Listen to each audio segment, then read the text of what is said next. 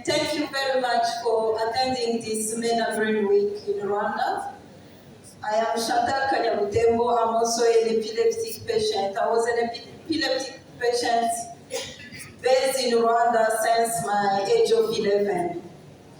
That's why I can see such cases, but I cannot keep on my seat, so I have to move and check on her.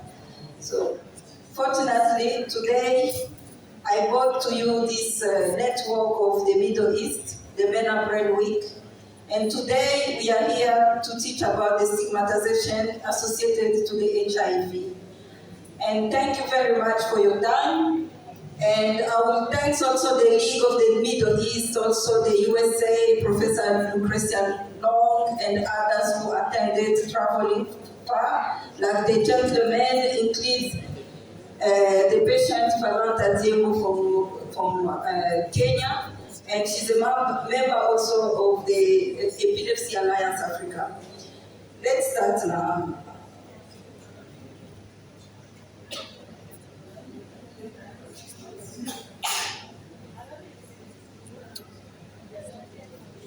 So it's not working, I don't know why, but let me continue, sir. So I created the epilepsy as an advocate. I'll provide it, is there? I provide my PowerPoint, please. Can you please play it?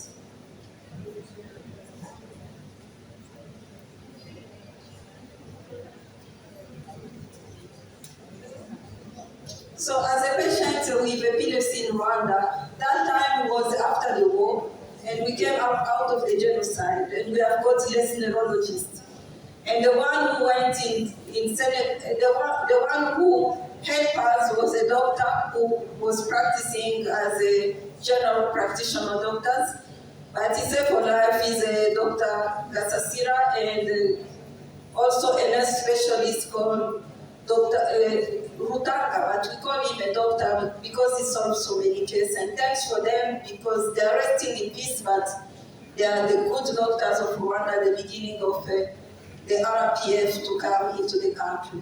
So after that, my epilepsy seizures was very intense, but at the end of the day, I learned about the right of the patient and the policies on advocacy.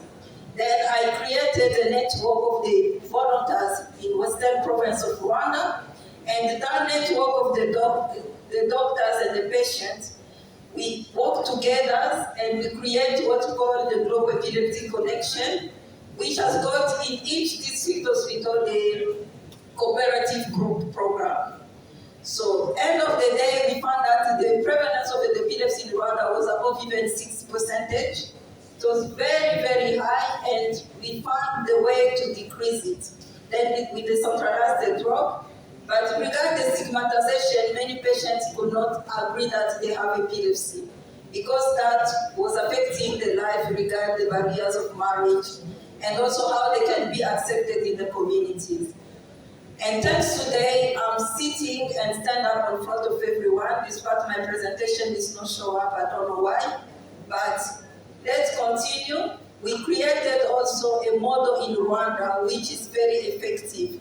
I like the leadership of the country because when even a patient comes in front of a leader and say, example, in front of the dialogue and say, I have this issue, but I need a resolution regarding it.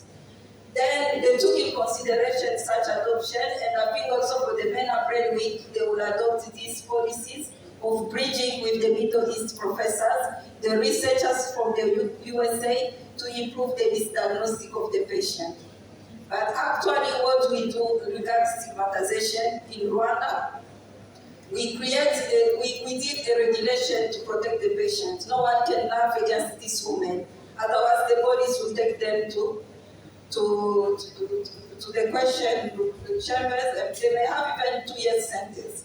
So I may advise people not to laugh against people like that. And another thing the country has done, example, some teenagers were going, example, from home to school, and when they get the absence seizures, you can see someone rape the girl, but thanks to the ambassadors of the first ladies who came and then bring the policies, no one can take sexual abuse against those women, and we set up that, and up to date still work. So the National Bureaus of Rwanda, which are set up, it is a great model, which now many countries of Africa try to copy, and they see that as a potential. There's a professor in Kenya who started it in South Africa. He's a Paul Kyong, but he's now passed away through COVID. But let's say he rests in peace.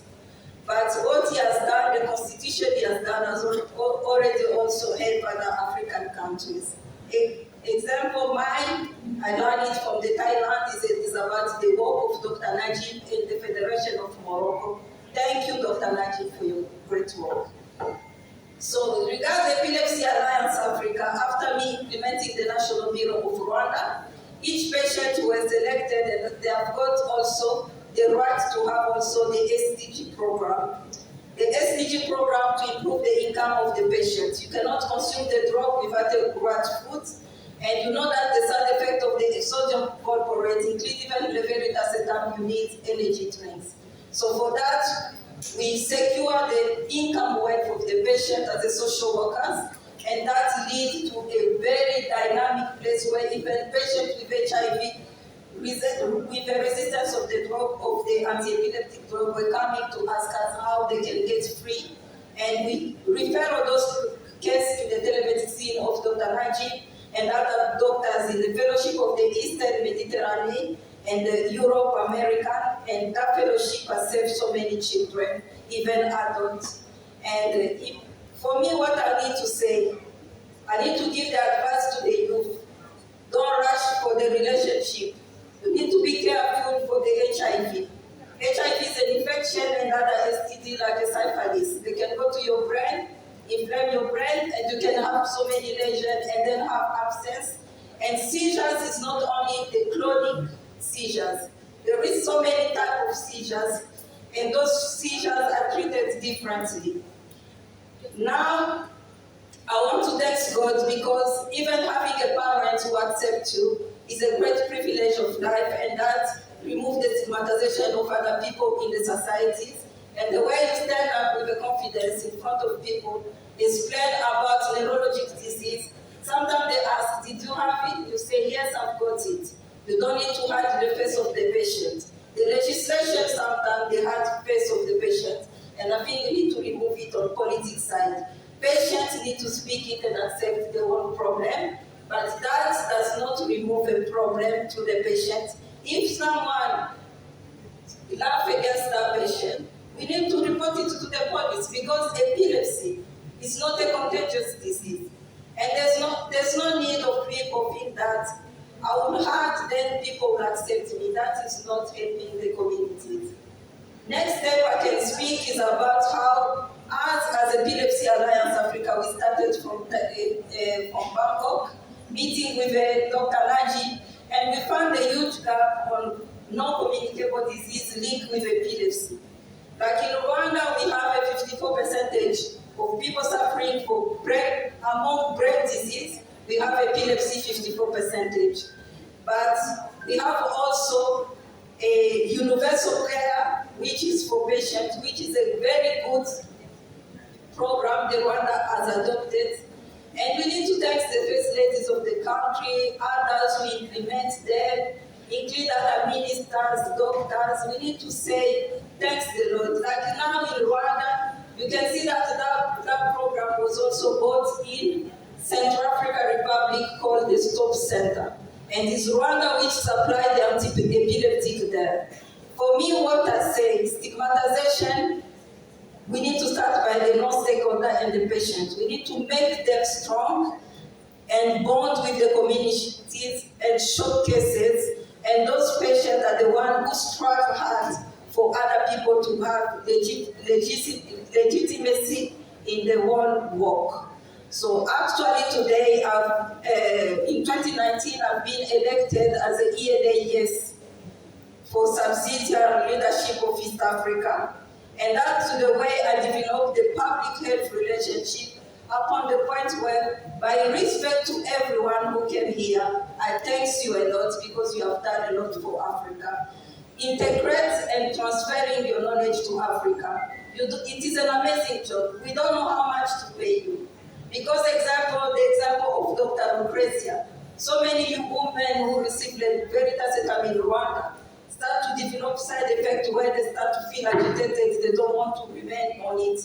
But Dr. Lucrezia provides some ingredient of supplement of B12, magnesium, D, vitamin 3, and those women feel now okay, and then continue the therapy. It seems that we need to talk. Talk is a power. And I'm sorry, this is a resolution adopted by the World Health Assembly. We adopt it, is about the epilepsy, the environmental safety of the patient. We need to make sure that this is a lady from Gakenge Hospital, but I came to do the Epilepsy Celebration National Bureau there, and I found this panic. It's because of lack of safety in the communities. Okay, sorry. I'm still someone from villages, so I'm sorry. So lack of awareness leads a teenager girl to a significant face farming. First of all, she has a disability which is invisible. Now she gets a physical disability. By Praise the God, the Handicap International provide the wheelchair and also take care of the band of the girl. The children with epilepsy need to be shadowed outdoor activities as swimming, cooking, traveling, crossing river, etc. Smart tool AI is very important actually, and that can avoid people to have many incidents like a patient. The first aid tool is significantly important at each school because we did so many research at school and we found that there is 2 incidents of the students who pass away by car accident because they did not have someone to go to shadow them up to the home. So they are coming alone and they go alone. And that is what it creates straight away a significant loss for the country. And I can say that nutriment is very important for the patient to have enough fiber in the morning and to have at least 3 meals a day because the side effect is very high. So we can see the cause of epilepsy with HIV, syphilis, etc. And we see the cause of those neurologic diseases. We have the stroke, head injury, infection example. Rwanda, we crossed a lot across the genocide, and many of them were slaughtered and the injury of brain existing.